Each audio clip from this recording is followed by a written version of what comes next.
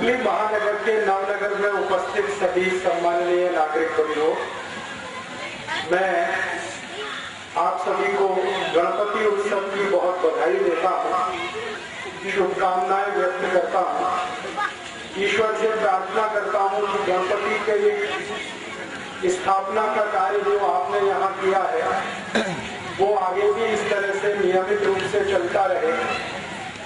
आप सब इस गणपति मंडल के भावना के साथ जुड़े रहें और भारत में एक महान राष्ट्रवादी चिंतक, विचारक और हमारे देश के नेता श्री लोकमान्य बाल गंगाधर तिलक ने जिस उद्देश्य से गणपति की स्थापना हमारे देश में कराई, वो उद्देश्य इस देश में पूरा हो, ऐसी मैं ईश्वर से प्रार्थना करता हूँ।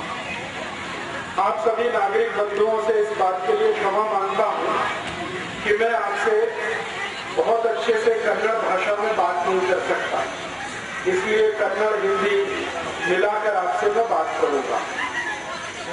मुझे इस गणपति मंडल के आयोजन में जो विषय दिया है आपसे संवाद करने का, वो विषय है कि लोकमान्य श्री बाल गंगाधर तिलक ने गणपति आंदोलन या गणेशोत्सव का अभियान हमारे देश में क्यों चलाया, कैसे चलाया, उसका हमारे देश को क्या उपलब्धि हुई और आज हमारे देश में ये किस स्वरूप में स्थापित है। आप सभी जानते हैं कि भारत देश में गणेशोत्सव का सामाजिक रूप से जो आयोजन शुरू हुआ वो श्री लोकमान्य तिलक के बहुत प्रयासों के बाद हुआ। श्री लोकमान्य तिलक ने 1894 के साल में ये गणपति उत्सव का आयोजन शुरू किया। 1894 में श्री लोकमान्य तिलक ने इसको क्यों शुरू किया, कारण उसका क्या था, आधार उसका क्या था। हमारे जमाने में, हमारे देश में 1894 में अंग्रेजों की सरकार चलती थी और अंग्रेजों की सरकार ने भारत देश में एक नियम बनाया था, कानून बनाया था, वो ये कि भारतीय नागरिक एक साथ किसी स्थान पर एकत्रित नहीं हो सकते। उसके लिए उन्होंने एक कानून बना दिया था और वो कानून में भारत के नागरिक 5 की संख्या में अधिक नागरिक एक साथ कहीं भी नहीं जा सकते, एक साथ कहीं आ नहीं सकते। अगर कहीं पर ब्रिटिश पुलिस, अंग्रेजों की सरकार की जो सेना होती थी, वो भारतीय नागरिकों को समूह में देखे तो निश्चित रूप से उनको पुलिस अरेस्ट करती थी, जेल में डालती थी और उसके बाद उनके ऊपर भयंकर अत्याचार होता था। और वो अत्याचार आप कल्पना नहीं कर सकते, कोड़े मारने से लेकर हाथ के नाखून खींच लेने तक का अत्याचार अंग्रेजों की पुलिस किया करती थी। अंग्रेजों की सरकार थी, उन्हीं का कानून था, उन्हीं का नियम था। अदालत में जो जजेस होते थे वो भी अंग्रेज होते थे। अगर कोई भारतीय नागरिक अंग्रेजी पुलिस के अत्याचार के विरुद्ध कोई शिकायत करे तो अदालत में वो शिकायत सुनी नहीं जाती थी, क्योंकि जज अंग्रेज होता था। ऐसा माहौल पूरे देश में बना हुआ था।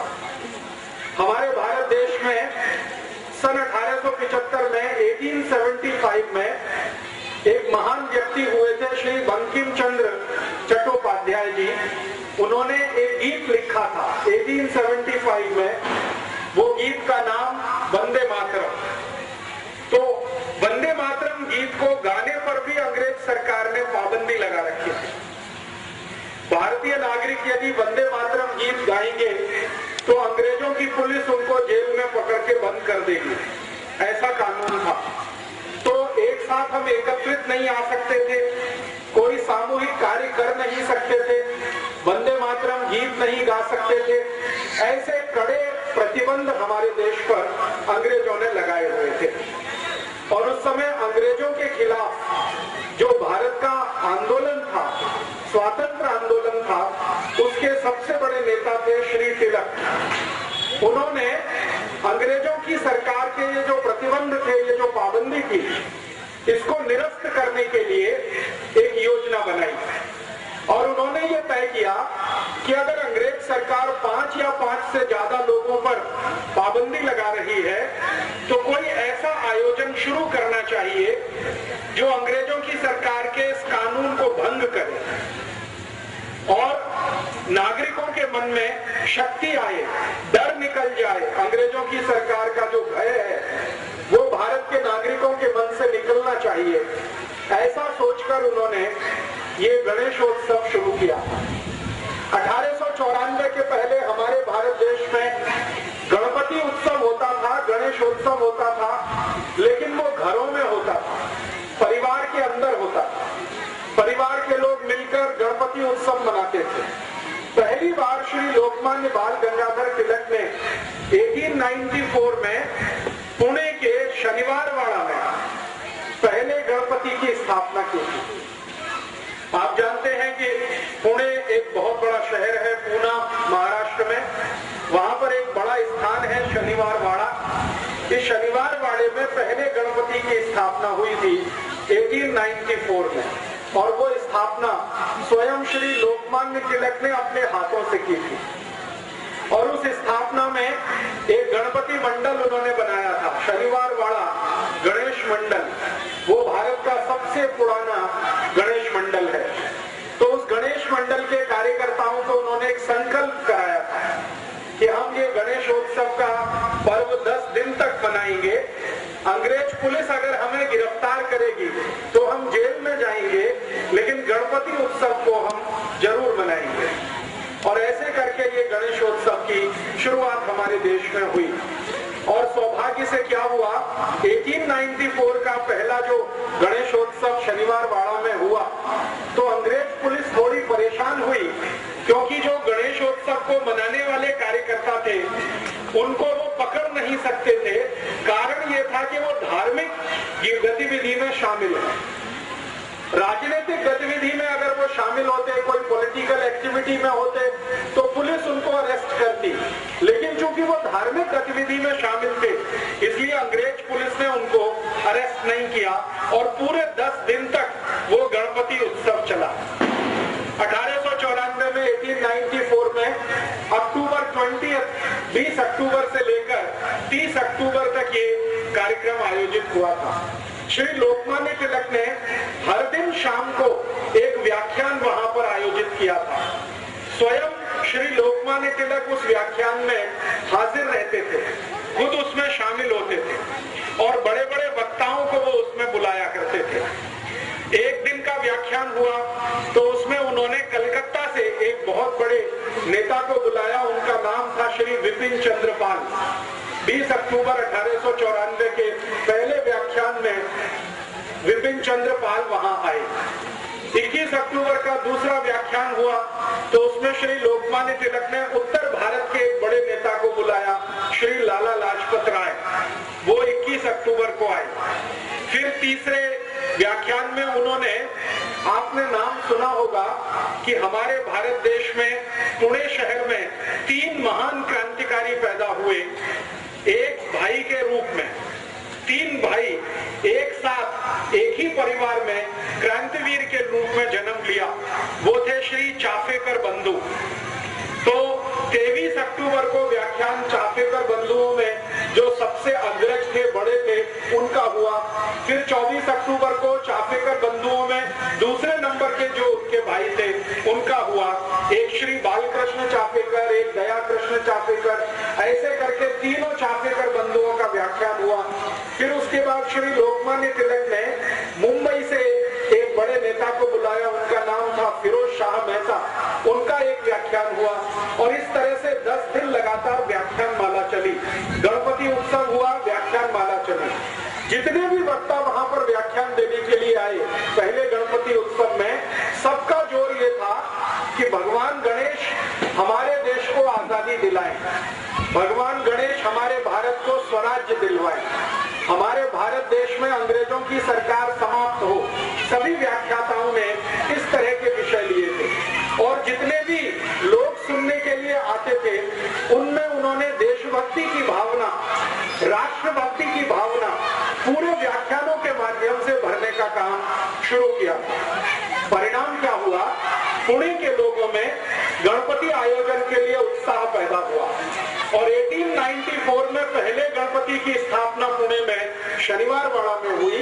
अगले वर्ष 1895 में पूरे पुणे में 11 गणपति मंडल बने एक ही वर्ष के बाद और 11 गणपति स्थापित हुए। उसके बाद 1896 में एक साथ 31 गणपति स्थापित हुए, 31। फिर उसके बाद 1897 में पता चला 100 से ऊपर गणपति हो गए।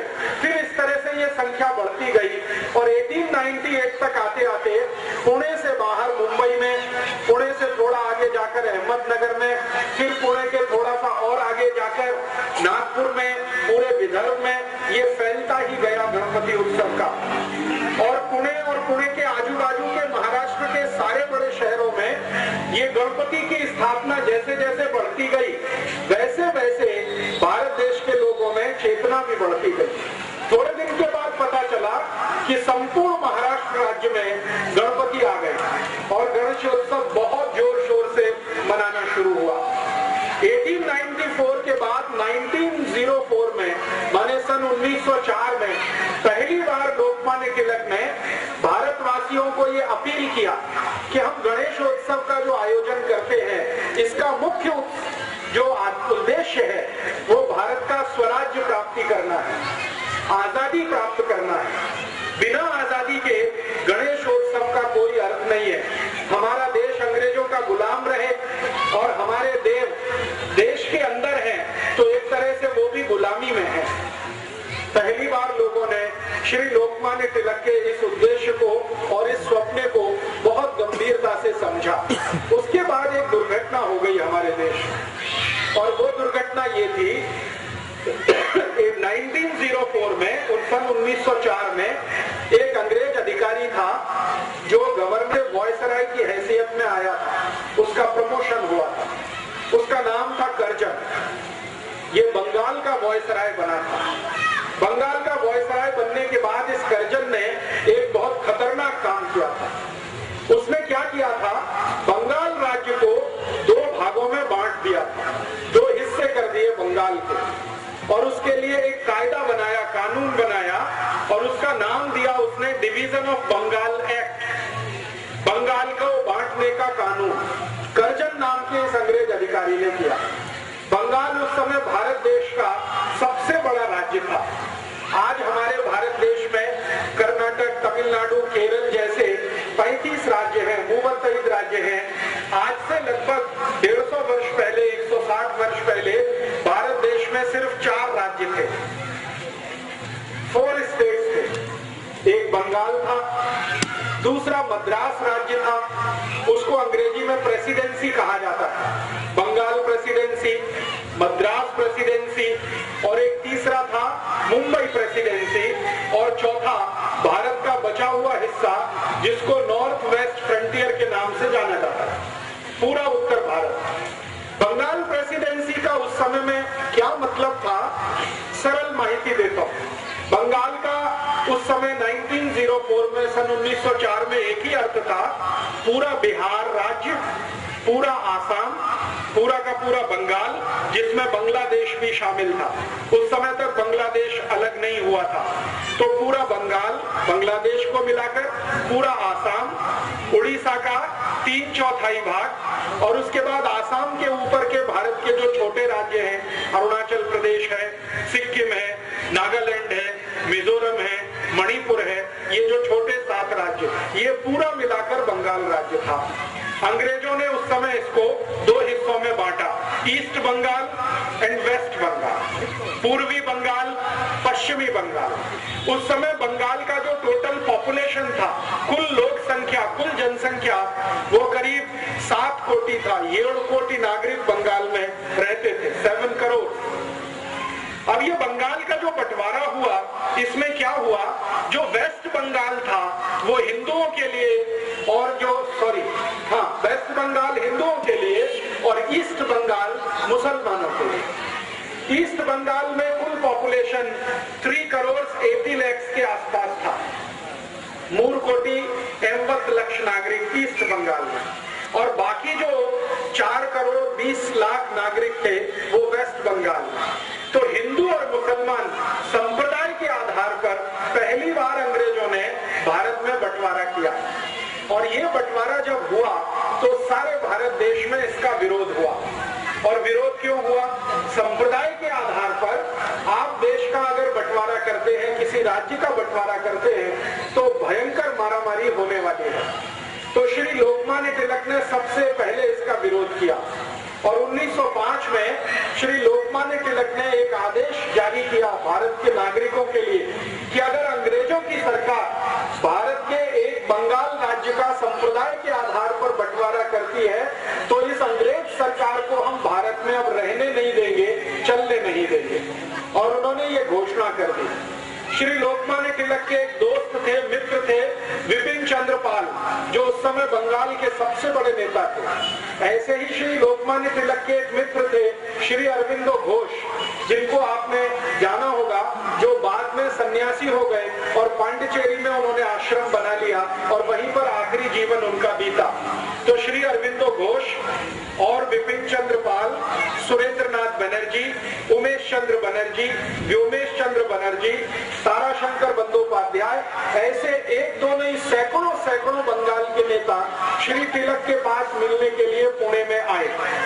और तिलक के सामने उन्होंने कहा कि अब हमें क्या करना चाहिए। श्री लोकमान्य तिलक ने कहा कि पूरे बंगाल में आपको श्री गणपति के नाम पर उत्सव शुरू करना चाहिए। तो जो नेता आए थे उन्होंने कहा कि हमारे राज्य में, बंगाल में गणपति उत्सव तो कोई मनाता नहीं है और गणेश जी को बंगाल में कोई ज्यादा प्रभाव भी नहीं है। तो लोकमान्य तिलक ने पूछा, फिर आप बताइए आपके यहाँ किसका प्रभाव है? तो उन्होंने कहा जो नवदुर्गा होती है, दुर्गा पूजा होती है, उसका बंगाल में बहुत असर है। तो श्री तिलक ने कहा कि ठीक है, मैं यहाँ महाराष्ट्र में गणेशोत्सव करता हूँ, आप बंगाल में दुर्गा उत्सव शुरू करिए और इसके साथ संगठन बनाइए और अंग्रेजों की सरकार के खिलाफ फिर हमें लड़ना है। तो इस तरह से श्री लोकमान्य तिलक के प्रयासों से पूरे बंगाल में 1905 से 1905 से दुर्गा उत्सव शुरू हुआ, जो आज तक चला आ रहा है और भारत के अनेक राज्यों में फैल गया है। तो बंगाल में दुर्गा उत्सव, महाराष्ट्र में गणेशोत्सव, ऐसा जब काम शुरू हुआ तो लाखों कार्यकर्ता श्री तिलक और विपिन चंद्र पाल के साथ इकट्ठे हुए। फिर इन कार्यकर्ताओं को लोकमान्य तिलक ने एक संदेश दिया कि गांव-गांव जाना, गली-गली जाना और अंग्रेजों की सरकार ने बंगाल का जो बंटवारा किया है हिंदू मुसलमान के आधार पर, इसका विरोध करना है। तो श्री तिलक के जो कार्यकर्ता होते थे वो पूछते थे कि आप बताइए विरोध का तरीका क्या है। तो श्री तिलक ने उन सबको बोल रखा था कि देखो, अंग्रेजों की सरकार भारत में तभी तक चलेगी जब तक अंग्रेजों का माल भारत में बिकेगा। आप जानते हैं कि अंग्रेजों की सरकार ईस्ट इंडिया कंपनी की मदद से चलती थी और ईस्ट इंडिया कंपनी की वस्तुएं भारत में बिका करती थी। तो श्री तिलक ने कहा कि ईस्ट इंडिया कंपनी की वस्तु जब तक भारत में बिकेगी अंग्रेजों को मुनाफा मिलेगा और जब तक उनको लाभ होगा तब तक वो भारत में सरकार चलाएंगे। तो हमें एक ही कार्य करना है कि गांव-गांव जाकर अंग्रेजी ईस्ट इंडिया कंपनी की जो चीज वस्तुएं बिकती है इनका बहिष्कार कराना है। और ऐसे करके 1905 में 1905 में स्वदेशी आंदोलन शुरू हुआ और वो बंगाल का जो विभाजन हुआ था उसके विरोध में शुरू हुआ। श्री तिलक ने पूरे बंगाल का प्रवास किया, छोटे छोटे गांवों में जाकर उन्होंने व्याख्यान दिए। तिलक के साथ अरविंदो घोष गांव-गांव गए। अरविंदो घोष के साथ ताराशंकर बंदोपाध्याय, बहुत बड़े साहित्यकार थे, वो गांव-गांव गए। श्री बंकिम चंद्र चट्टोपाध्याय जिन्होंने वंदे मातरम गीत लिखा, वो श्री लोकमान्य तिलक के साथ गांव-गांव गए और इस तरह से बहुत बड़े नेताओं की टीम तैयार हुई। उन्होंने पूरे बंगाल में स्वदेशी की लहर पैदा कर दी। परिणाम क्या हुआ कि ये स्वदेशी आंदोलन 1905 में 1905 में जो शुरू हुआ, 2 वर्ष के बाद इसका इतना असर था कि बंगाल में अंग्रेजी ईस्ट इंडिया कंपनी का सामान बिकना बंद हो गया, उनका कापड़ बिकना बंद हो गया। ईस्ट इंडिया कंपनी की उस समय भारत में शक्कर बिकती थी, शुगर, क्योंकि शुगर भारत में बनती नहीं थी, वो इंग्लैंड से आती थी, तो शुगर बिकना बंद हो गया। और इस स्वदेशी आंदोलन का इतना बनाने वाले लोग हैं, स्वीट्स बनाने वाले लोग, उन्होंने शक्कर इस्तेमाल करना बंद कर दिया, गुड़ से मिठाई बनाना शुरू किया। इतना प्रभाव था। उसके बाद हमारे भारत देश में उस समय ब्लेड नहीं बनता था। ये बात है 1905 की, 1905। ब्लेड नहीं बनता था, इंग्लैंड से ब्लेड आता था भारत में। तो जो सैलून चलाने वाले लोग होते थे वो अंग्रेजी ब्लेड का उपयोग करते थे। श्री लोकमान्य तिलक ने जब उनको अपील किया कि आप ये अंग्रेजी ब्लेड वापरना बंद कर दो, तो सभी सैलून चलाने वालों ने अंग्रेजी ब्लेड का बहिष्कार कर दिया। अब समस्या आई कि शेव कैसे करना, ब्लेड तो नहीं है, तो उन्होंने एक इंस्ट्रूमेंट बनाया जो आज तक इस देश में चलता है। हम लोग हिंदी में उसको उस तरह कहते हैं, कन्नड़ में क्या कहते हैं मुझे मालूम नहीं है। उसको बहुत अच्छे से शार्प करके उससे शेप बनाई जाती है, ब्लेड का उसमें इस्तेमाल नहीं होता। ये लोकमान्य तिलक ने शुरू कराया इस देश में। उसके बाद हमारे भारत देश में उस समय डिटर्जेंट पाउडर नहीं बनता।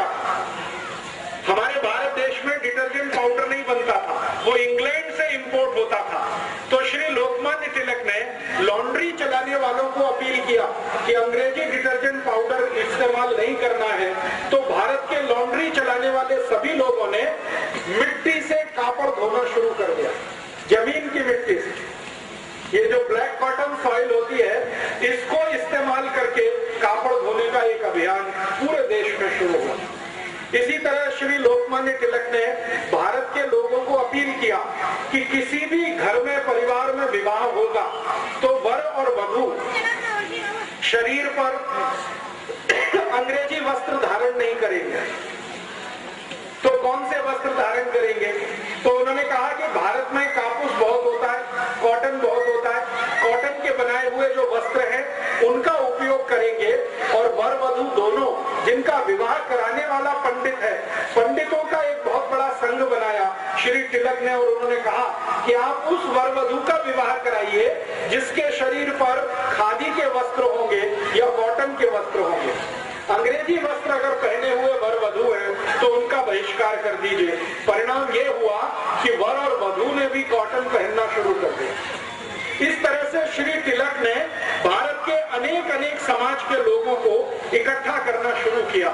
और तिलक के साथ लाला लाजपत राय ने उत्तर भारत में बहुत बड़ा ऐसा ही अभियान चलाया। आप पूछेंगे कि इस अभियान का अंतिम फलश्रुति क्या हुआ? इस अभियान की सबसे बड़ी फलश्रुति ये हुई कि 1905 से 1905 से लेकर 1911 के बीच में 6 वर्ष के अंदर संपूर्ण भारत देश में ईस्ट इंडिया कंपनी की वस्तुएं बिकना बंद हो गई। ईस्ट इंडिया कंपनी का कपड़ा बिकना बंद हो गया, उनका ब्लेड बिकना बंद हो गया, ईस्ट इंडिया कंपनी की शुगर बिकना बंद हो गया, ईस्ट इंडिया कंपनी का डिटर्जेंट पाउडर बिकना बंद हो गया। जो कुछ भी ईस्ट इंडिया कंपनी बेचती थी वो सब वस्तुएं बिकना बंद हो गई। लोगों ने संकल्प लेना शुरू किया। आपको तो सुनकर आश्चर्य होगा कि जैसे आपने यहाँ गणपति मंडल स्थापित किया है नवनगर में, श्री लोकमान्य तिलक ने संपूर्ण भारत देश में ऐसे सैकड़ों गणपति मंडल स्थापित किए। हर एक गणपति मंडल के कार्यकर्ताओं को वो शपथ दिलाते थे, प्रतिज्ञा कराते थे।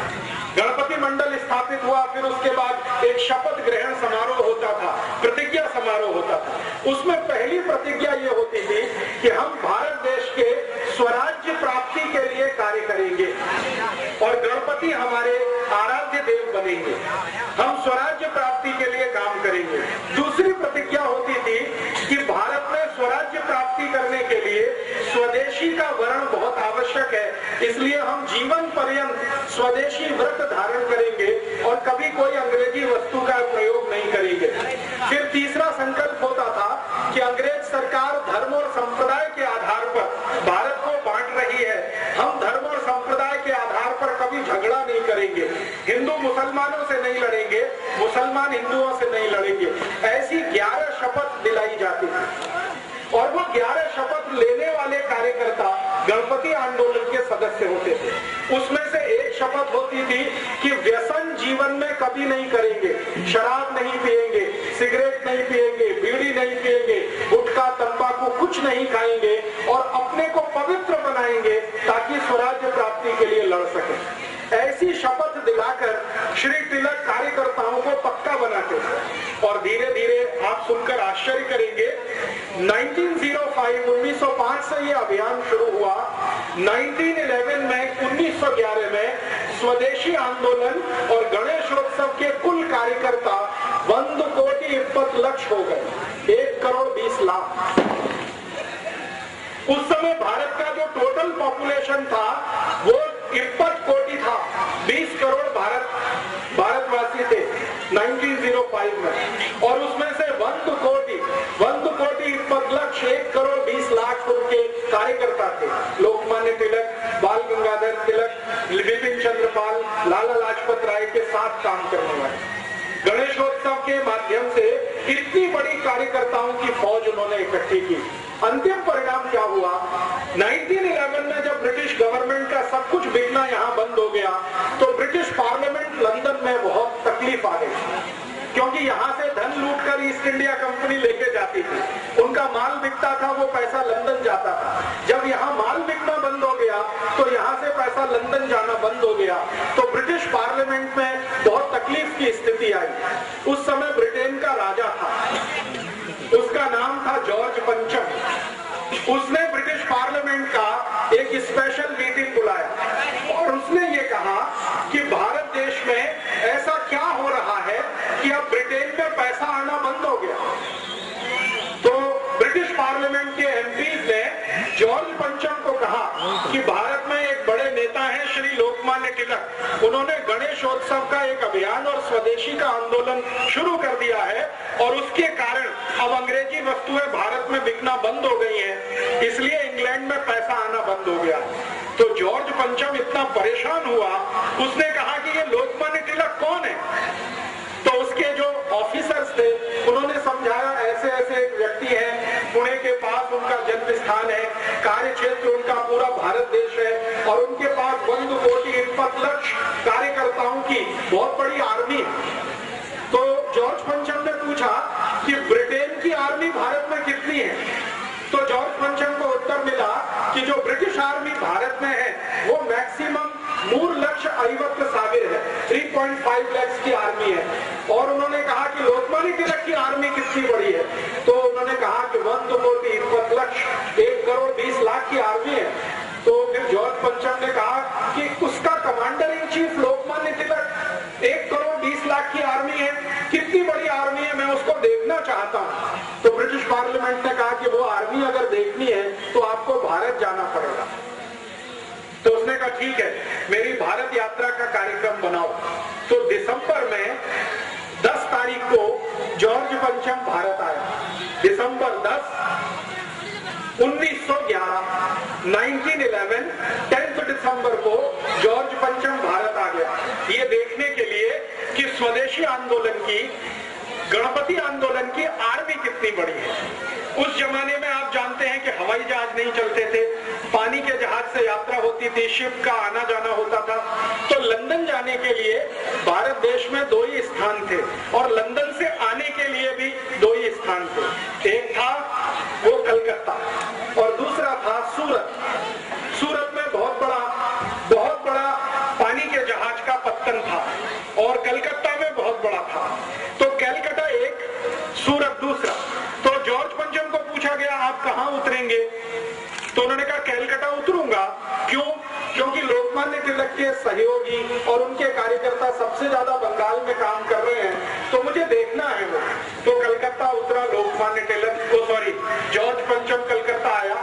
11 दिसंबर को कलकत्ता में बहुत सारे लोगों ने उसको रिसीव किया।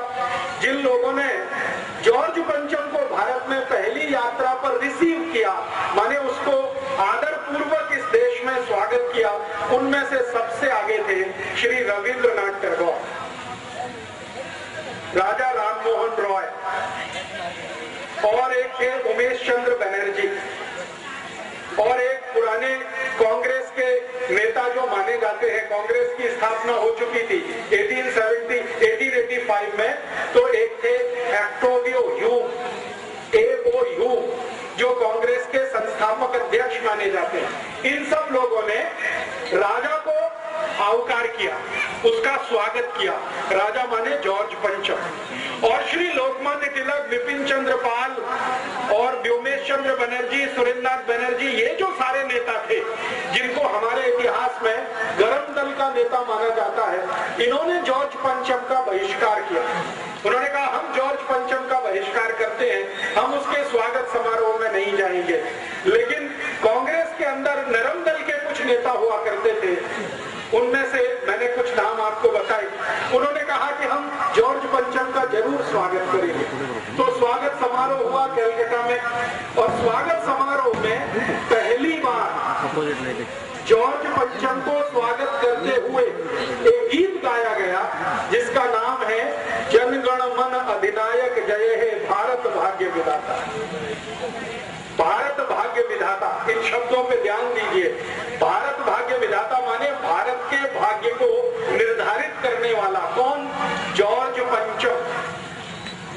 जॉर्ज पंचम को मंच पर बिठाया गया और ये गीत गाना शुरू किया, और जिसने ये गीत गाया दुर्भाग्य से उनका नाम वही श्री रविंद्रनाथ टैगोर। उन्होंने ही ये गीत लिखा और उन्होंने ही ये गीत गाया। अब ये जो गीत है इसमें ज्यादा शब्द बांग्ला के हैं और कुछ संस्कृत के शब्द हैं। इस पर जरा ध्यान दें। जनगण मन, जन गण मन, गण संस्कृत का शब्द है, जन संस्कृत का शब्द है, मन संस्कृत और बांग्ला दोनों में है। तो इसका अर्थ है भारत की जनता की तरफ से, गण माने छोटे छोटे राजा और उनके प्रतिनिधि, हम सब भारत की जनता की तरफ से, छोटे छोटे राजाओं की तरफ से जनगण मन अधिनायक जय, अधिनायक माने सुपर हीरो, माने जॉर्ज पंचम आपकी जय करने के लिए यहाँ आए हैं। जनगण मन अधिनायक जय, भारत भाग्य विधाता। भारत के आप भाग्य विधाता है, आपको भारत का भाग्य तय करना है क्योंकि आपके हाथ में सब कुछ है। फिर पंजाब, सिंध, गुजरात, मराठा, द्राविड़, उत्कल, बंग, ये भारत के अलग अलग हिस्से हैं जिनका नाम उन्होंने लिया। पंजाब, सिंध, गुजरात, मराठा, द्राविड़, उत्कल, बंग, विंध्य, हिमाचल, यमुना, गंगा, उच्छल जलधि तरंग, तब शुभ नामे जागे। भारत के ये सभी हिस्सों की, रीजन की तरफ से हम भगवान से प्रार्थना कर रहे हैं, तब शुभ नामे जागे, आपका नाम पूरे विश्व में हो, तब शुभ आशीष मांगे। हम भगवान से आपके लिए दुआएं कर रहे हैं, आशीष मांग रहे हैं। गाए तब जय गाथा, हम आपकी जय जयकार करते ही रहेंगे। जनगण मंगलदायक जय, भारत भाग्य विधाता। ये गीत गाया गया, और ये गीत गाया गया 24 दिसंबर 1911 को कलकत्ता में जॉर्ज पंचम का स्वागत समारोह करते हुए। अब समस्या क्या खड़ी हो गई कि जॉर्ज पंचम को ना संस्कृत समझती थी ना बांग्ला, ना उसको हिंदी आती थी। वो सुन तो लिया, उसने अपने पड़ोस में बैठे अंग्रेजों से पूछा ये क्या गाना गाया, तो अंग्रेजों ने उसका इंग्लिश ट्रांसलेशन करके उसको समझाया। जैसे ही उसको पता चला कि ये गाना जॉर्ज पंचम के सम्मान में गाया गया है और उसको भारत का भाग्य विधाता बताया गया है, वो इतना प्रसन्न हुआ, इतना खुश हुआ कि उसने लोकमान्य रविंद्रनाथ टैगोर को बुलाया और उनके पीठ पर ऐसे थपथपाया, बहुत अच्छा आपने गीत लिखा है। और अंग्रेजी में उसने कहा कि मेरी इतनी प्रशंसा तो मेरे देश में कोई नहीं करता। इससे भी ज्यादा उसने एक मजाक की बात कही जो हमारे लिए बहुत शर्मनाक है। उसने कहा कि मेरी बीवी ने मेरी आज तक इतनी प्रशंसा नहीं की है, आपने तो उससे भी ज्यादा की। रविंद्रनाथ टैगोर गदगद हो गए। रविंद्रनाथ टैगोर गदगद हो गए तो ये जो पंचम था, जॉर्ज पंचम, इसने अपनी डायरी में उनका नाम, पता, सब कुछ नोट किया। फोन उस समय होता नहीं था, नाम पता नोट किया और ये कलकत्ता से चलकर फिर दिल्ली गया। जॉर्ज पंचम, यही जॉर्ज पंचम। दिल्ली में इसने एक बहुत बड़ा दरबार बुलाया और उसमें छोटे छोटे राजा महाराजा सब लोग आए। लेकिन दिल्ली में जो क्रांतिकारी थे, गरम दल वाले, लाला लाजपत राय वाले, वो नहीं गए, उन्होंने वहां भी बहिष्कार किया। तो दिल्ली में उस समय जो गवर्नर की हैसियत से एक अधिकारी होता था, उसको जॉर्ज पंचम ने पूछा कि भारत में मुझे वो आर्मी देखनी है लोकमान्य तिलक की। मैंने सुना है 1 करोड़ 20 लाख, 1 करोड़ 20 लाख उसमें सोल्जर है, मुझे देखना है वो आर्मी कैसे काम करती है। तो दिल्ली का जो गवर्नर था उसने जॉर्ज पंचम को समझाया कि ये आर्मी है, बिना बंदूक वाली है, इनके पास कोई आर्म्स नहीं है, आर्मी विदाउट आर्म्स। उसने जो टाइटल बताया, आर्मी विदाउट आर्म्स है ये। इनके पास कोई बंदूक नहीं है, इनके पास कोई तलवार नहीं है, इनके पास कोई तोप नहीं है, कोई मोर्टार नहीं है, कुछ नहीं है, लेकिन इनके पास जो दिल है, जो इनका हृदय है, वो इतना मजबूत है कि ये हमेशा भारत की आजादी और स्वराज्य की बात करते हैं। तो उसने पूछा कि इस आर्मी के कुछ नेताओं से मुझे मिलना है। तो गवर्नर ऑफ दिल्ली ने कहा कि इनका नेता तो लोकमान्य तिलक है और उन्होंने आपका बहिष्कार किया हुआ है, इसलिए वो तो आपको मिलने आने वाले नहीं है। आपको उनसे मिलने जाना हो तो मैं कोई व्यवस्था करूं। तो जॉर्ज पंचम कहने लगा कि भारत में ऐसा भी कोई आदमी है जिसको राजा बुलाए और वो राजा के पास ना जाए। उन्होंने कहा यहाँ तो एक नहीं, ऐसे करोड़ों हैं। आपको वो मानते ही नहीं कि आप राजा। वो कहते हैं आप इंग्लैंड के राजा होंगे, भारत का राजा तो एक ही है, वो हमारा गणपति बप्पा। लोकमान्य तिलक ने सब कार्यकर्ताओं को समझा रखा था कि राजा अपना एक ही है, वो है गणपति बप्पा। इसी के सामने झुकना, इसी को वंदन करना, इसी से आशीष मांगना और इसी से दुआ मांगना, बाकी हमारा कोई राजा नहीं, हमारा राजा गणपति है। तो जब गवर्नर ने यह सुना दिया कि वो तो आएंगे नहीं, उन्होंने बहिष्कार किया, वैसे करोड़ों है, अब आप जाना चाहो तो मैं व्यवस्था करता हूँ, पुणे जाना पड़ेगा आपको मिलने के लिए। तो पुणे के डिस्ट्रिक्ट मजिस्ट्रेट, जिला कलेक्टर को टेलीग्राम किया गया। पुणे का जिला कलेक्टर परेशान हो गया, वो टेलीग्राम लेके श्री लोकमान्य तिलक के घर गया। श्री लोकमान्य तिलक पुणे में ही रहते थे, शनिवार वाड़ा में ही उनका घर है, आज भी वो घर सुरक्षित है, आप जाके देख सकते हैं। पुणे का डिस्ट्रिक्ट कलेक्टर भागा भागा वो टेलीग्राम लेके श्री तिलक के पास गया और टेलीग्राम उनको दिखाया कि आपसे मिलने के लिए हमारा राजा जॉर्ज पंचम पुणे आना चाहता है, आप उनसे मिलेंगे? तो श्री लोकमान्य तिलक ने कहा मुझे राजा से मिलने की कोई गरज नहीं है, वो आपका राजा है, मेरा नहीं है, आप उसके नौकर हैं, आपको वो पगार देता, मुझे पगार नहीं देता, मुझे उससे मिलने की गरज नहीं है। तो कलेक्टर ने समझाया नहीं, वो आपको मिलने यहाँ आना चाहते हैं पुणे में। तो तिलक ने कहा कि फिर ठीक है, आप उनको यहाँ आने दो, मैं मेरे गांव चला जाता हूँ रत्नागिरी। श्री लोकमान्य तिलक का जन्म स्थान रत्नागिरी में है, आप जानते हैं, रत्नागिरी के पास एक छोटे से। तो मैंने कहा मैं मेरे गांव चला जाता हूँ। तो फिर कलेक्टर ने पूछा मेरी तो नौकरी चली जाएगी। तो उन्होंने कहा कि बहुत अच्छा है तुम्हारी नौकरी जाए, तुम्हारे राजा की नौकरी जाए, तुम यहाँ सब हिंदुस्तान छोड़कर चले जाओ, हमारा स्वराज्य हमें मिल जाए, मैं तो यही चाहता हूँ।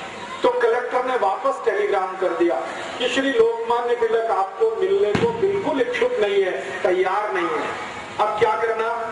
तो अंग्रेज पुलिस को कहा गया कि आप लोकमान्य तिलक को अरेस्ट करो और अरेस्ट करके उनको जॉर्ज पंचम की सेवा में लेके आओ। तो श्री लोकमान्य तिलक के पास जब पुलिस ऑफिसर पहुंचा अरेस्ट करने के लिए, तो उन्होंने कहा कि मुझे अरेस्ट करने के लिए आप कानून बताओ, किस कानून से आप मुझे अरेस्ट कर सकते हैं? तो पुलिस ने कहा आप हमारे राजा को नहीं मिलना चाहते। तो उन्होंने कहा ये कोई अपराध नहीं है, ये कहीं भी किसी कानून की किताब में नहीं है। उस समय तक हमारे देश में जो कानून की किताब चलती थी उसका नाम था आईपीसी, इंडियन पिनल कोड, 1860 से ये चल गई थी। तो उन्होंने कहा आईपीसी का कौन सा प्रोविजन है जिसका मैंने वायलेशन किया है और आप मुझे गिरफ्तार कर रहे हैं? तो पुलिस ऑफिसर निरुत्तर हो गया, वो चुपचाप वापस गया और जॉर्ज पंचम को कह दिया गया कि ये व्यक्ति इतना पक्का है कि ये जो तय कर लेगा वही करेगा, ये आपसे मिलेगा नहीं। जॉर्ज पंचम बिना मिले वापस गया दिल्ली से, बिना मिले वापस गया। और भारत में उस समय कांग्रेस के अंदर यही एक तेजस्वी नेता थे श्री तिलक, जिन्होंने जॉर्ज पंचम से मिलने को मना कर दिया। बाकी जो कांग्रेस के नेता थे, मैंने नाम लिया, रविन्द्रनाथ टैगोर थे, व्योमेश चंद्र बनर्जी थे, उमेश चंद्र बनर्जी थे, एक गोपाल कृष्ण गोखले थे, ये सब जॉर्ज पंचम को सलामी देके आए। तिलक नहीं गए, लाला लाजपत राय नहीं गए, विपिन चंद्र पाल नहीं गए। जॉर्ज पंचम को तिलक का नहीं मिलना इतना अंदर तक चोट पहुंचाया कि जब जॉर्ज पंचम वापस जा रहा था दिल्ली से, उसने कहा अब तो मुझे वापस जाना है, तो दिल्ली से कलकत्ता, कलकत्ता से फिर पानी के जहाज से लंदन। तो जॉर्ज पंचम ने कहा कि ऐसा कोई व्यक्ति भारत में है जो मुझे मिलने से मना कर सकता है और किसी कानून के आधार पर हम उसे अरेस्ट भी अभी नहीं कर सकते, तो ऐसे व्यक्ति की मांग क्या है? तो अंग्रेज गवर्नर दिल्ली ने उनको कहा कि उसकी सबसे पहली मांग है कि 1905 में जो कर्जन ने डिवीजन ऑफ बंगाल एक्ट बनाया है, बंगाल को हिंदू मुसलमान के आधार पर तोड़ दिया है, ये कानून वापस लेना और बंगाल को फिर से एक करना। तो जॉर्ज पंचम ने गवर्नर को कहा कि ऐसे वीर बहादुर पराक्रमी व्यक्ति का थोड़ा तो सम्मान करो और ये बंगाल का बंटवारा रद्द करो। और भारत के इतिहास में ये पहली और आखिरी घटना है जब बंगाल को बंटवारा करके अंग्रेजों ने 6 साल के बाद वापस फिर से एक किया और ईस्ट और वेस्ट बंगाल फिर से एक हुआ और लोकमान्य तिलक की इतनी जय जयकार पूरे देश में हुई। 1911 में जब बंगाल फिर से एक हो गया, डिवीजन ऑफ बंगाल एक्ट वापस हो गया, तो सारे देश में लोकमान्य तिलक के स्वागत समारोह आयोजित हुए और एक एक समारोह में 50-50 हजार लोग आते थे। उस जमाने में ये माइक नहीं होता, बिना माइक के उनको व्याख्यान करना पड़ता। आप जरा सोचिए, 50,000 की भीड़, 50,000 नागरिक लोकमान्य तिलक को सुनने के लिए कहीं खड़े हैं, कैसे वो बोले जो आखिरी आदमी तक बात पहुंचे? तो वो संभव नहीं होता था। तो श्री तिलक चिल्ला चिल्ला कर बोलते और दुष्परिणाम क्या हुआ? 1911 से जब उनका ये स्वागत समारोह शुरू हुआ, 1915 तक ये चलता रहा। 4-5 साल चिल्ला चिल्ला कर बोलने के कारण उनके सारे फेफड़े गल गए, उनके लंग्स में इंफेक्शन आ गया, क्योंकि माइक तो होता नहीं था। गले में इंफेक्शन आया, लंग्स में इंफेक्शन आया और वो इंफेक्शन इतना गंभीर था कि उसी में श्री लोकमान्य तिलक की मृत्यु हुई। 1915 से लेकर 1920 तक वो कहीं जा नहीं सके, बोल नहीं सके ज्यादा। थोड़े भी बोलते थे तो गले में दर्द होता, थोड़े भी बोलते थे तो लंग्स में पानी भर जाता और उस समय ट्रीटमेंट भी नहीं था। प्लूरिसी नाम की एक बीमारी उनको हो गई, उसका कोई ट्रीटमेंट नहीं था। उसका एक ही ट्रीटमेंट था कि वो कोई ठंडे प्रदेश में जाकर थोड़े दिन आराम करें। लेकिन तिलक कहा करते थे कि अगर ये जीवन में आराम किया तो स्वराज्य कैसे आएगा? इसलिए उन्होंने अपने स्वास्थ्य को दुर्लक्ष्य किया, अपनी हेल्थ को कभी ध्यान नहीं दिया और उसी चक्कर में उनकी पत्नी रात दिन परेशान रहती थी और उनकी मृत्यु हुई उनकी पत्नी की, इसी चिंता में कि तिलक कभी स्वास्थ्य का ध्यान नहीं रखते, लगातार प्रवास करते थे। अब उस जमाने में प्रवास करने के लिए गाड़ी नहीं थी तो साइकिल से प्रवास करते, कभी साइकिल नहीं होती थी तो बैलगाड़ी में बैठ के प्रवास करते, कभी कभी बैलगाड़ी नहीं तो घोड़े पर बैठकर प्रवास करते, घोड़ा भी नहीं मिला तो वो जो ऊंट होता है कैमल, उस पर बैठकर प्रवास करते थे और कुछ नहीं मिला तो पैदल पैदल प्रवास करते। तो प्रवास बहुत किया, व्याख्यान बहुत दिए, स्वागत समारोह जगह जगह होते थे, उसमें फंड इकट्ठा होता था और वो फंड इतना हो गया कि वो कोटि-कोटि रुपए। बाद में उसी फंड को नाम दिया गया तिलक स्वराज फंड। इतिहास की पुस्तकें जब आप पढ़ेंगे तो उसमें एक जगह चैप्टर है तिलक स्वराज फंड। ये लोकमान्य तिलक को स्वागत समारोह में जो दान मिलता था वो सारा उन्होंने इकट्ठा किया था। आप पूछेंगे तिलक स्वराज फंड कितना था? आज से लगभग 80-90 वर्ष पहले, 80-90 ईयर्स बिफोर, तिलक स्वराज फंड 21 करोड़ रुपीस का था, 51 कोटि रुपए, इतना धन था।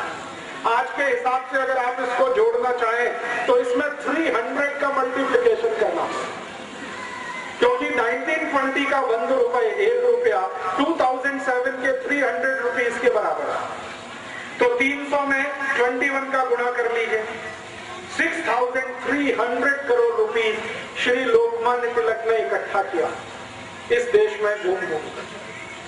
और वो फंड जब उन्होंने इकट्ठा किया तो उस फंड से फिर परिणाम क्या किया, उन्होंने क्या काम में लगाया वो फंड? उन्होंने कहा कि भारत में जो जो वस्तुओं का उत्पादन नहीं होता वो वो सभी ये पैसे से बनाई गई।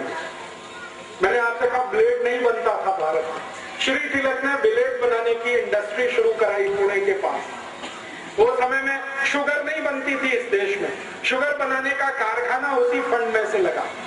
हमारे देश में उस जमाने में आयरन और स्टील के लिए कोई बड़ा प्रोडक्शन यूनिट नहीं था। तिलक ने भारत देश के एक बड़े उद्योगपति जिनका नाम था जमशेद जी टाटा, उनको एक दिन अपने घर बुलाया और कहा कि भारत को स्टील की जरूरत है, आप स्टील बनाना शुरू करिए, हम इंग्लैंड से स्टील नहीं खरीदेंगे। तो टाटा, जमशेद जी टाटा ने श्री लोकमान्य तिलक के एक वाक्य पर पूरा टिस्को खड़ा कर दिया, टाटा स्टील कंपनी, वो तिलक ने खड़ी करवाई है इस देश में। बजाज ग्रुप को एक दिन तिलक ने बुलाया, जमनालाल बजाज को, और कहा कि हम इंग्लैंड से कापड़ आयात करते हैं, भारत में कपड़ा बनना चाहिए। खादी का तो बनता है, वो हाथ का है, लेकिन वो मोटा होता है, लोगों को बारीक कपड़ा पहनना है, महीन, तो आप उसके लिए मिल लगाइए। तो जमनालाल बजाज ने तिलक के कहने पर पहली मिल लगाई कलकत्ता। डालमिया जी को बुलाया एक दिन और कहा आप कुछ प्रोडक्शन में जाइए। डालमिया जी ने कहा ठीक है, हम भी भारत के। ऐसे भारत में 72 जो बिग बिजनेस हाउसेज हैं जो आज इस देश में एस्टेब्लिश हैं, टाटा है, डालमिया है, जमनालाल बजाज का बजाज ग्रुप है, ये सब की स्थापना करने में लोकमान्य तिलक की बहुत बड़ी भूमिका है। 1915 में श्री तिलक ने ये सब शुरू किया, 1920 तक वो ये करते रहे और 1 अगस्त 1920 को उनका स्वर्गवास हुआ। मैंने बताया गंभीर बीमारी थी प्लूरिसी की, लंग्स पूरे उनके खराब हो चुके थे, ज्यादा बोलने के कारण गला खराब हो गया था, उस समय उनकी मृत्यु हुई। मृत्यु से थोड़ा दिन पहले उन्होंने अपने सब कार्यकर्ताओं को बुलाया, उनको मालूम हो गया था कि अभी मुझे जाना ही पड़ेगा, तो उन्होंने कहा कि देखो मेरी मृत्यु होगी तो आप में से कोई रोना नहीं और कभी भी मेरे नाम पर आंसू बहाना नहीं। मैंने जिंदगी में कभी अंग्रेजों की गुलामी स्वीकार नहीं की है, तो आप भी मेरे पद चिन्हों पर चलना, आप भी अंग्रेजी गुलामी स्वीकार नहीं करें। आप स्वतंत्र हैं, भगवान आपको आगे भी स्वतंत्र बनाकर रखेगा। मेरे आदर्शों का खून नहीं करना, कोई रोएगा नहीं, मैं मरूंगा, खुशी के साथ मुझे विदा करना। और उन्होंने एक बहुत महत्वपूर्ण वाक्य कहा जो पूरे जीवन का सबसे बड़ा सच है। श्री तिलक ने अपने कार्यकर्ताओं को कहा कि देखो मृत्यु जो है जन्म से भी ज्यादा आसान है। ये बहुत गहरी बात है। उन्होंने कहा कि जन्म लेने में तो बहुत कष्ट होता है, ताई को भी होता है, मक्खड़ को भी होता है, लेकिन मृत्यु बहुत सहज है, बहुत आसान है, इसलिए उत्सव की तरह से इसको मनाना। और ये हुआ 1 अगस्त को सुबह जब उनकी अंतिम यात्रा निकली, प्राण उनके पूरे हुए, तो पूरा पुणे शहर, पूरा बंबई, पूरा भारत खड़ा हो गया। ऐसी अंतिम यात्रा इस देश में किसी की नहीं निकली। करोड़ों करोड़ों लोग उसमें शामिल, करोड़ों। और उन लोगों ने श्री तिलक की अंतिम यात्रा को भारत की स्वराज यात्रा बताई कि ये हमारे देश की स्वराज यात्रा है। और उस स्वराज यात्रा में उन्होंने वही संकल्प दोहराए जो श्री तिलक उनको गणपति आंदोलन के समय कहा करते थे। ऐसे एक महान व्यक्ति ने इस देश में गणपति की स्थापना कराई, ऐसे एक महान व्यक्ति ने इस देश में स्वराज्य की नींव स्थापित कराई। आप बहुत भाग्यशाली हैं कि मैंने आपके मंडल में आकर श्री तिलक का फोटो देखा। मुझे बहुत दुख होता है जब मैं गणपति मंडलों में जाता हूँ, गणपति की मूर्ति तो होती है, तिलक की मूर्ति गायब है। और उससे भी ज्यादा दुख मुझे इस बात का होता है कि गणपति मंडल वाले गणपति की स्थापना करते हैं और उसमें ऐसे गंदे गंदे घटिया घटिया गाने बजाते हैं जिनको श्री तिलक ने कभी सुना नहीं, सोचा भी नहीं।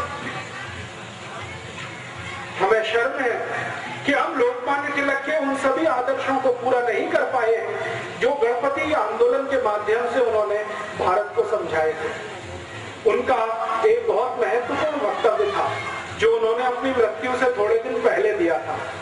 जब बंगाल का बंटवारा समाप्त हो गया तो तिलक ने भारत के बहुत सारे कार्यकर्ताओं का एक सम्मेलन बुलाया था और उसमें उन्होंने बहुत सारे प्रश्नों के उत्तर दिए थे।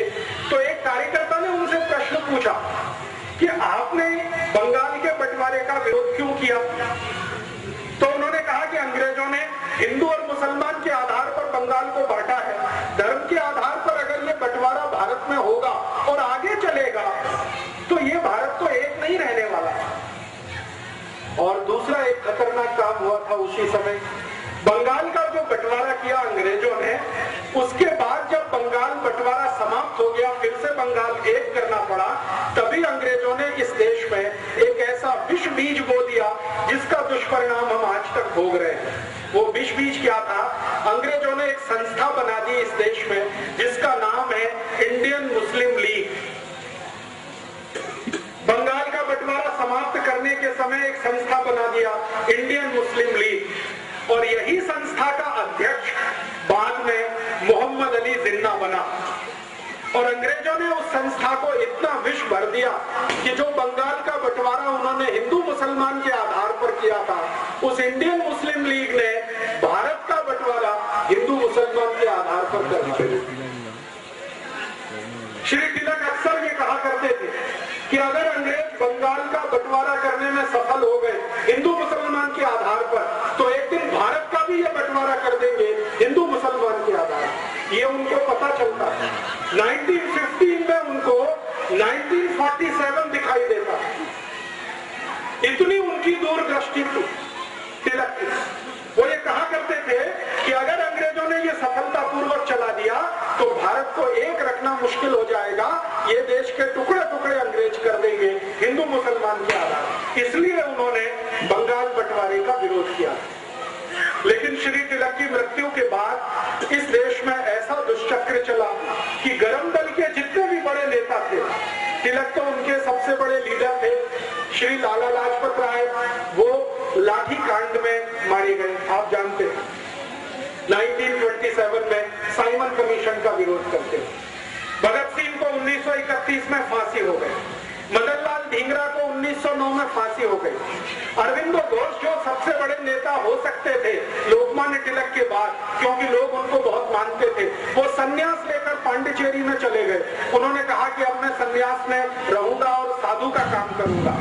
उसके बाद कोई बचा नहीं बड़ा नेता, तो धीरे धीरे सारे गरम दल के नेताओं को अंग्रेजों के पुलिस में 1931 में खत्म हो गए। फिर उसके बाद गांधी जी को एक बार किसी ने कहा कि देखिए लोकमान्य तिलक ने इतना बड़ा काम किया था इस देश में, अब आपको उनका काम आगे बढ़ाना चाहिए। तो गांधी जी ने कहा कि मैं लोकमान्य तिलक का स्वदेशी का काम तो आगे जरूर बढ़ाऊंगा और अंग्रेजी बहिष्कार का काम भी लगातार मैं करूंगा। श्री लोकमान्य तिलक ने कहा था कि सिर्फ अंग्रेजों की वस्तुओं का बहिष्कार नहीं करना है, बल्कि अंग्रेजी भाषा का भी बहिष्कार करना है। और उन्होंने अंग्रेजी भाषा के जो स्कूल भारत में चलते थे उनके पैरेलल, उनके मुकाबले मराठी भाषा के स्कूल शुरू किए। आपको मालूम है पुणे में एक एजुकेशन सोसाइटी बनी, डेक्कन एजुकेशन सोसाइटी, उसके संस्थापक अध्यक्ष लोकमान्य तिलक थे। और डेक्कन एजुकेशन सोसाइटी को यह काम दिया गया कि ज्यादा से ज्यादा स्थानों पर मराठी भाषी स्कूल होने चाहिए। कर्नाटक में उनका अभियान आया कि कन्नड़ भाषी स्कूल होने चाहिए। उत्तर भारत में अभियान था हिंदी भाषी स्कूल होने चाहिए। तो भाषा के स्तर पर स्वदेशी, भूषा के स्तर पर स्वदेशी, भोजन के स्तर पर स्वदेशी, वस्तुओं के स्तर पर स्वदेशी, ऐसी पूरी तिलक की कल्पना थी। हर स्तर पर स्वदेशी होना ही चाहिए इस देश। और तिलक इतने स्वदेशी के आग्रही थे कि कभी उन्होंने अपने वस्त्रों से समझौता नहीं किया। लंदन भी वो कई बार गए थे उपन्यास देने के लिए, लेकिन लंदन भी वो उसी पोशाक में जाते थे जिस पोशाक में आप उनको अंदर देखते। सिर पर वही पगड़ी, एक उनका झब्बा और धोती, लंदन भी उसी पोशाक में। आप जानते हैं कि लंदन में ठंडी बहुत होती है, दिसंबर, जनवरी, फरवरी -20 डिग्री सेंटीग्रेड टेम्परेचर होता है, फिर भी लोकमान्य तिलक धोती और अपना ये अंग वस्त्र में कुर्ता और ये सिर पर टोपी, इसके अलावा कुछ नहीं। बहुत अधिक हुआ तो कंबल लपेटते। तो लंदन में जो भारतवासी रहते थे उनमें से कई लोग उनको कहते थे कि आपको ठंडी नहीं लगती, तो उनका एक ही जवाब होता था कि मेरे शरीर में स्वराज्य की इतनी अग्नि जल रही है कि ठंडी कैसे लगेगी। और जब भी लोकमान्य तिलक को टोकने वाला कोई होता था लंदन में, तो उनमें से सबसे पहले व्यक्ति होते थे श्री विनायक दामोदर सावरकर। विनायक दामोदर सावरकर उस समय लंदन में ही थे और एक बहुत बड़ा इंडिया हाउस बनाया था। विनायक दामोदर सावरकर के एक सहयोगी थे श्री श्यामजी कृष्ण वर्मा। श्यामजी कृष्ण वर्मा, विनायक दामोदर सावरकर, इन लोगों ने लंदन में फंड्स इकट्ठा किया था और वो फंड से एक भवन बनाया था और उसका नाम था इंडिया हाउस।